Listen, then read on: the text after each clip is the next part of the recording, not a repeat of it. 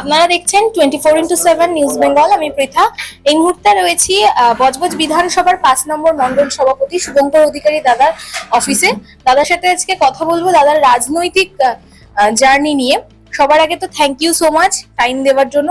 এখন কেমন আছেন সবার প্রশ্ন, এই যে কাজের চাপ, 4 তারিখের পর প্রচুর চাপ বেড়েছে, অনেক দায়িত্ব বেড়েছে, কি বলবেন? কি বলবো বলতে, মানে মানুষ যেটা চেয়েছে আমরা দলগতভাবে তো এতটা আশা করিনি। অবশ্যই পরিবর্তন আমরা জানতাম, কিন্তু পাওয়ার থেকে আরো বেশি পাওয়া, সেই হিসাবে আমাদের প্রতিটা নেতা বা আমাদের যারা কর্মী আছে প্রত্যেকে কাঁধে কাঁধ মিলিয়ে যাতে মানুষের চা পাওয়া কিছুটা মেটাতে পারি। বিশেষ করে যে অন্নপূর্ণা ফর্ম বা এদিকে আয়ুষ্মান ভারত, কেন সরকারি কর্মচারীদের পক্ষে সব সম্ভব নয় একসঙ্গে করা। সেই হিসাবে যে মানুষ আজকে আমাদের দুহাত ভরে যে ভোট দিয়েছে, সেই হিসাবে আমরা তাদের পাশে থাকার চেষ্টা করছি। বিশেষ করে তৃণমূল আমলে যে অত্যাচারিতের ফলে অনেকে তারা বিচার পেত না ন্যায্য, মানুষের বিচার সালিসি বা মানুষের অভিযোগ সবই শোনার চেষ্টা করছি আমরা। যে রাজনৈতিক জার্নি আপনার, আপনি ভারতীয় জনতা পার্টির একটা পদে, এই মন্ডল সভাপতির পদে রয়েছেন।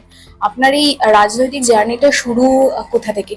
কখনো ভেবেছিলেন, মানে আগে থেকেই ভাবনা ছিল যে রাজনৈতিক ময়দানে কাজ করব বা কিছু? কিভাবে আসা? আশা বলতে প্রথম জীবন যদি বলো, প্রথম জীবন সংঘ পরিবার থেকে আমি এসেছি, সেখান থেকে পরবর্তীকালে আজকে পার্টির যে পদে এসেছি সেটা আমাদের এই ডিরাইপুরের এক সময়কার মানে যার নেতৃত্বে আমরা দাঁড়াতাম, সেই পান্নালাল মণ্ডল, শ্রদ্ধেয় গৌতম প্রামাণিক, তাদের ছত্রছায়ায় এক সময় বড় হয়েছি আমি। সেখান থেকে প্রথমে শক্তিকেন্দ্র প্রমুখ, তারপরে মণ্ডল কমিটির সদস্য, পরে জেলার এক্সিকিউটিভ মেম্বার, তারপর আজকে বর্তমানে মণ্ডল সভাপতি হয়েছি। কিন্তু এই জার্নির পিছনে আরও অনেক কারণ আছে।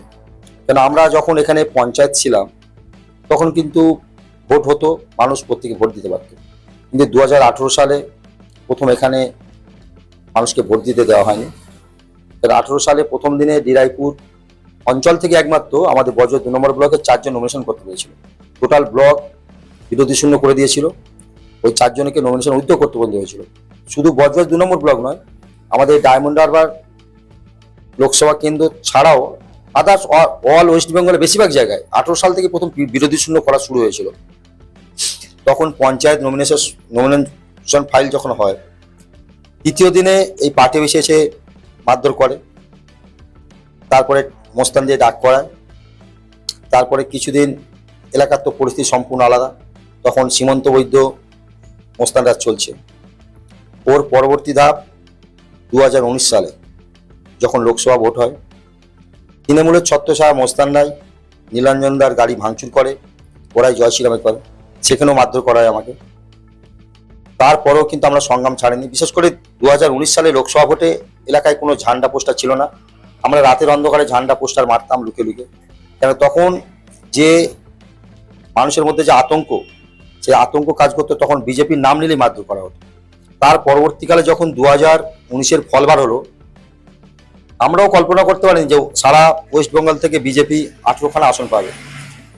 সেই 18খানা আসন জেতার পরে আমরা যখন উল্লাসে আবির মুখে লাড্ডু বিতরণ করছি, হঠাৎ ডোঙ্গারিয়া মোড়ে মুন্না নেতৃত্বে আবার মোস্তান বাহিনী বোমিং চার্জ করে।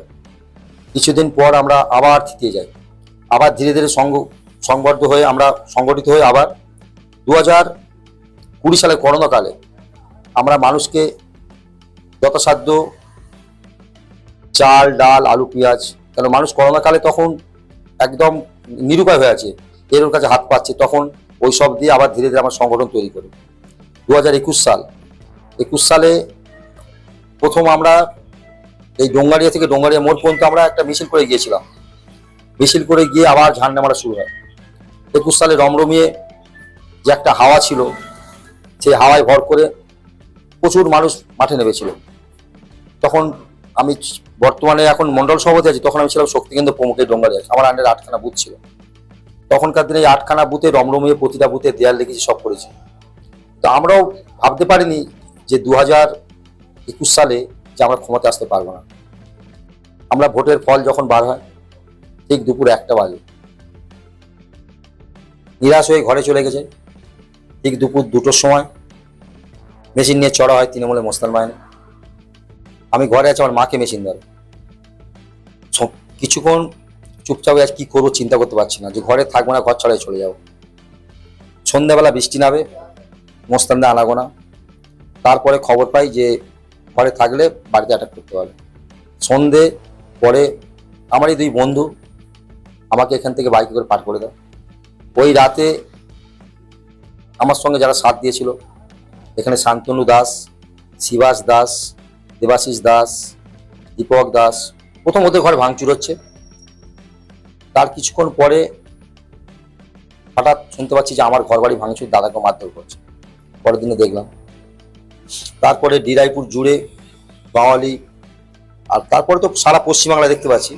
সেই সময় যে 1.5 মাস ঘর ছাড়া ছিলাম, 1.5 মাস ঘর ছাড়া থাকার পরে 1.5 মাস পরে ফিরে এসে সংগঠন করা কিন্তু তখন সহজ ছিল না। কিন্তু বেশিরভাগ ছেলে হয়তো তৃণমূলে যোগ দিয়ে দিয়েছে বা অনেক অজুহাতে কাজে চলে গেছে। তারপরে আবার যখন আমরা 24-এ ভোটের সময় পোলিং এজেন্ট নেওয়ার জন্য সব জমা দিই, তখন আবার মোস্তান বাহিনী এক এক করে ডাক করে মাঠে যে এজেন্ট দেওয়া যাবে না, দিলে মারধর করবো। বা অনেকে এজেন্ট যারা হতে গেছে এখান থেকে আটকে ঘরে পাঠিয়ে দিয়েছে।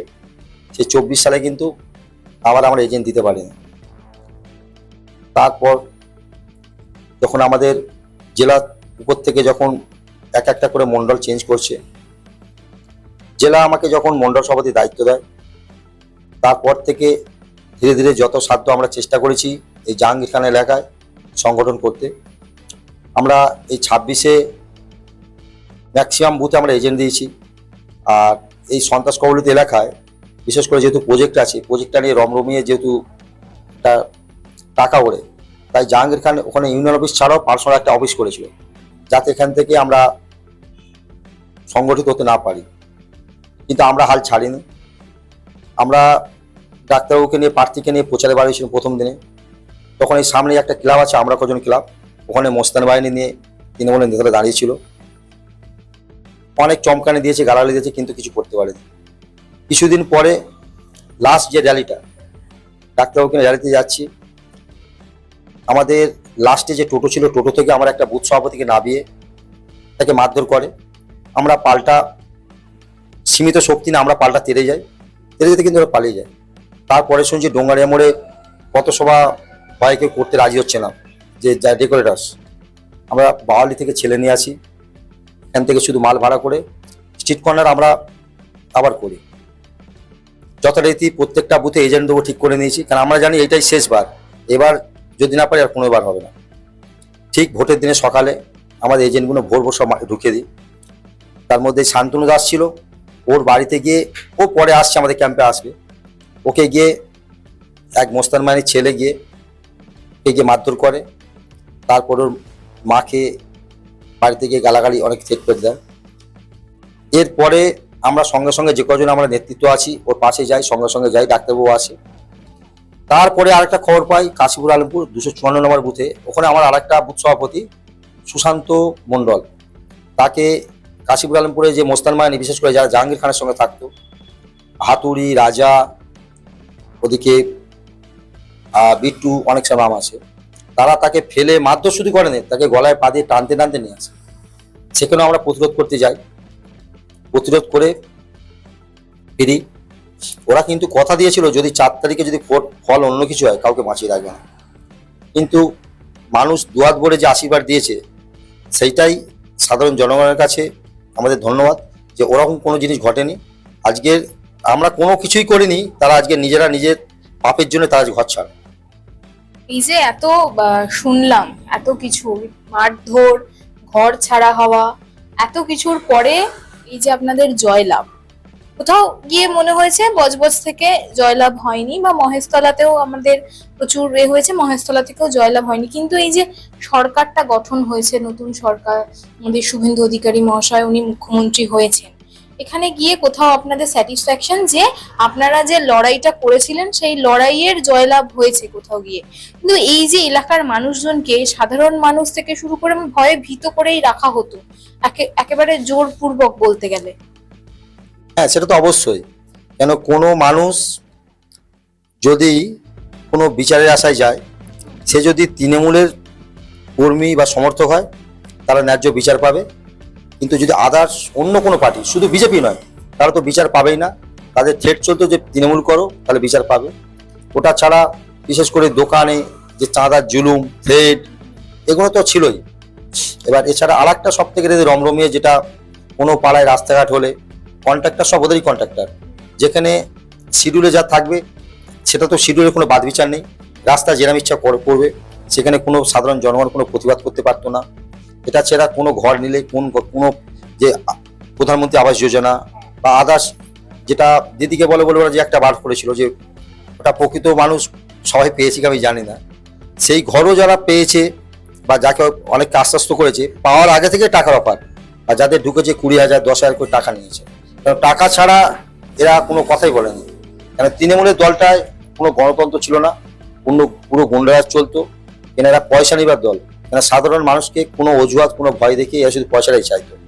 মানে এদের আমলে আশপাশে জুয়া, মদ, থেকে রমরমিয়ে চলছে।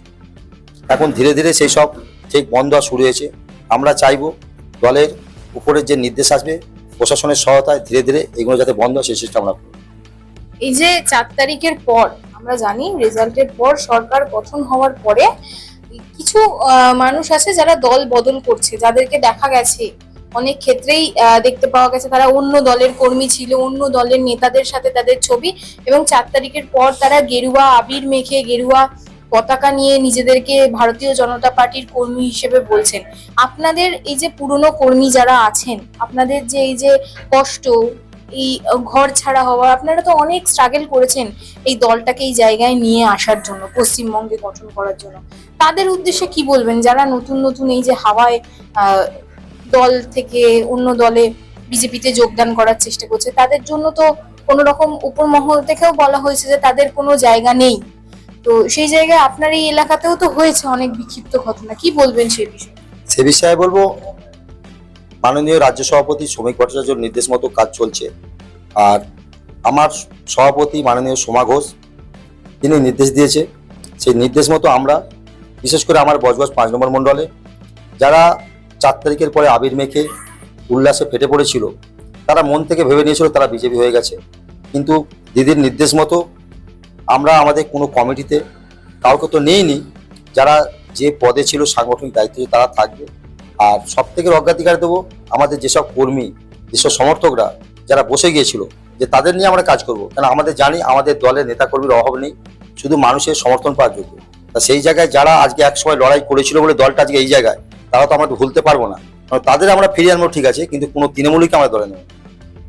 এটা কিন্তু বারবার প্রত্যেকটা জায়গাতেই বলছেন, শুধুমাত্র আপনার বজবজ এলাকাতে বা 5 নম্বর মণ্ডল নয়, সব জায়গাতে এই ঘটনাটা ঘটছে, এবং অনেক জায়গায় দেখা যাচ্ছে যে তারা জায়গা পাচ্ছেও। সেই জন্য কিন্তু আমরা অনেক জায়গায় দেখেছি পুরনো বিজেপি কর্মী যারা, তারা সরে আসছে। তাদের একটা মন খারাপের জায়গা, যে তাদেরও বক্তব্য যে তাদের তৃণমূল ছাড়া যদি আমরা রাজ্য পরিবর্তন করতে পারি, আমরা যদি নতুন সরকার করতে পারি, তাহলে এখন কেন নতুনদেরকে নেওয়া হচ্ছে, এটাও কিন্তু একটা পুরনো কর্মীদের বক্তব্য। সেই ক্ষেত্রে কিন্তু পুরনো কর্মীরাও সরে আসছে দল থেকে অনেক ক্ষেত্রে, সেই বিষয়ে আপনার কি বলবেন? সে বিষয়ে একটাই বক্তব্য, বিশেষ করে বজবজ 5 নম্বর মণ্ডলে আমার এখানে কেউ একজনকেও দেখাতে পারবে না যে কোনো 4 তারিখের পরে আবির মেখে এসে যে আমাদের ভারতীয় জনতা পার্টি কোনো পদ পেয়েছে বা কোনো জায়গা আছে। হ্যাঁ, হতে পারে বিজয় মিছিল হচ্ছে, সেখানে হাজার হাজার মানুষ, কেউ পিছনে দাঁড়িয়ে ছবি তুলে নিয়েছে, দেখতে পায়নি, বা পাশে সেই ছবি তুলে চলে গেছে মানে সে বিজেপি হয়ে গেছে, সেটা নয়। এটা এটা এটা ট্রেন্ডটা চলছে, অনেকে এডিট করেও ছবি বানাচ্ছে বা পিছন দিকে সে ছবি তুলে নিচ্ছে, সেলফি তুলছে, এই মানে সে বিজেপি হয়নি। আমরা কোনো সাংগঠনিক দায়িত্ব তাদের নেইনি। আর এটা দিদির নির্দেশ মতো, আমাদের মাননীয় সমাধি যিনি নির্দেশ দিয়েছে তার নির্দেশ মতো আমরা কাউকে নেব না, এটা আমাদের অঙ্গীকার। কেন কালকে আমাদের নর্থবালি অঞ্চলে সবে বসেছিলাম, প্রত্যেক অঞ্চল বিশেষে বসি একটাই কারণে, 11-12 তারিখে আমাদের দীনদয়াল উপাধ্যায় কর্মশালা আছে। কেন আমাদের সঙ্গের ধাঁচে যদি প্রতিটা কর্মী বা সাংগঠনিক যারা দায়িত্ব আছে তাদের ট্রেনিং না দিলে, যেটা আমাদের মধ্যে অনেকের জানার অভাব আছে, সেই ট্রেনিংটা হবে 11-12 তারিখে। সেই মতো আমরা প্রত্যেকটা অঞ্চলে বসছি, আর প্রত্যেকটা আমাদের যে বুথ সভাপতি আছে, শক্তিকেন্দ্র প্রমুখ আছে, মন্ডল কমিটি আছে, প্রত্যেকের কাছে আমরা একটাই বার্তা দিচ্ছি যে ওরা আসছে ঠিক আছে, ঘোরাঘুরি করছে, সমর্থকভাবে বিজেপিকে ভোট দেবে, কিন্তু কোনো সাংগঠনিক দায়িত্ব আমরা দেবো না। এটা আমরা নিজের মধ্যে জানি, কিন্তু কিছুজন ভুল বার্তা দিচ্ছে, তারা নিজে নিজে বিজেপি হয়ে গেছে, মানে তারা মানুষকে বোঝাচ্ছে, কিন্তু আমরা কাউকে অনেক জায়গায় দেখা যাচ্ছে তারা নিজেদের দলের ছেলেদেরকে নিয়ে সংগঠনও তৈরি করার চেষ্টা করছে। আমি কি বললাম, সংগঠন তারা কারা করছে, যারা 4 তারিখের পরে এসেছে। এখানে প্রকৃত বজবজ এলাকায় বিজেপির প্রকৃত কর্মী সংখ্যা ছিল কম, হাওয়ায় সব চলে এসেছে, তারা তাদের মতো হচ্ছে, তারা জমাটা দেবে কোথায়? আমাকে এখানে বুথ সভাপতি যারা আছে তারা পুরনো কর্মী সমর্থকদের নিয়ে যদি কোনো লিস্ট জমা দেয়, সে শক্তি কেন্দ্রকে জমা দেবে, শক্তি কেন্দ্র আমাকে দেবে, আমি আমার জেলায় দিতে যাচ্ছি সেখানে দেবো। কিন্তু ওরা তো জমা দিতে পারবে না, ওরা মানুষকে ভুলভ্রান্তি ছড়াচ্ছে। কেন কিছু কিছু কর্মীকে নিয়ে ভুলভ্রান্তি ছড়াচ্ছে। একটাই কথা, ধরো আমাদের মধ্যে যারা আছে ওরা সবসময় তারা কাজে ব্যস্ত থাকে, তাদের কাছে ভুল বুঝিয়ে যাতে আমাদের কোনো কর্মীরা রাগ করে থাকে, ওদের সঙ্গে সহমত দেয়, সেই ব্যাপারে ওরা ভুল বোঝায়। কিন্তু ওরা যেটা দিচ্ছে ওরা পুরো ভুল বার্তা, কেন আমার দল ওটা অ্যাকসেপ্ট করে না। আপনার এলাকার বাসীর উদ্দেশ্যে কি বার্তা দেবেন? এলাকাবাসীর উদ্দেশ্যে বার্তা একটাই দেবো, যে 18 পঞ্চায়েতের পরে যেসব জিনিসগুলো ঘটেছে 2026 পর্যন্ত, আমরা চাইবো এই এলাকায় যাতে না ওইসব কোনো জিনিস ঘটে। বিশেষ করে সবার আগে বলবো যে নারী নিরাপত্তা, যে বিশেষ করে আমার এলাকার কাছে স্কুল আছে, গার্লস স্কুল, যে নারীরা নিরাপদে যেমন স্কুলে আসতে পারবে, মা বোনেরা রাত বাদ ফিরতে পারবে, যতটা পারবে আমাদের ছেলেরা বা আমাদের দলের কর্মীরা যেন সহায়তা করে, বা পুলিশ প্রশাসনকে যেন জানাতে পারি। আর এলাকায় রাস্তাঘাট বা অবৈধ যেন কোনো যে নির্মাণ হচ্ছে সেইগুলো যেন কেউ খবর পেলে সঙ্গে সঙ্গে করে, কেন অবৈধ নির্মাণ হতে দেওয়া যাবে না। কেন গাইডলাইন, কেন অবৈধ নির্মাণ নিয়ে শুভেন্দু অধিকারী আমাদের মাননীয় মুখ্যমন্ত্রী সবে কালকেই ঘোষণা করেছে যে এখন ওইসব কাজ বন্ধ থাকবে। আমরাও চাইবো কোনো অবৈধ নির্মাণ যদি হয় সঙ্গে সঙ্গে সেই রিপোর্টটা উপরে পাঠিয়ে দেবো। কোনো অবৈধ নির্মাণে আমার দল সমর্থন করে না। মা আসছেন, চারিদিকে শুরু হয়েছে দুর্গাপুজোর আনন্দের প্রস্তুতি। নতুন পোশাক, উৎসবের আনন্দ আর পরিবারের হাসিতে ভরে উঠবে অসংখ্য ঘর। কিন্তু আমাদের সমাজের অনেক অসহায় শিশু এবং বৃদ্ধ বাবা মায়ের কাছে এই আনন্দ এখনো অধরা। তাদের মুখেও ফুটতে পারে পুজোর হাসি আপনার সামান্য সহযোগিতায়। এই শারদোৎসবে মাতৃশক্তি সম্মান উদ্যোগ নিয়েছে অসহায় শিশু ও বৃদ্ধ বাবা মায়েদের হাতে নতুন পোশাক তুলে দেওয়ার। আপনিও আপনার সামান্য অংশ বাঁচিয়ে একটি শিশু অথবা একজন বৃদ্ধ বাবা মায়ের নতুন জামার দায়িত্ব নিন। আপনার ছোট্ট সহযোগিতাই কারো জীবনের সবচেয়ে আনন্দের পুজো উপহার হয়ে উঠতে পারে। আসুন সবাই মিলে ভাগ করে নিই পুজোর খুশি। বাড়িয়ে দিন সাহায্যের হাত।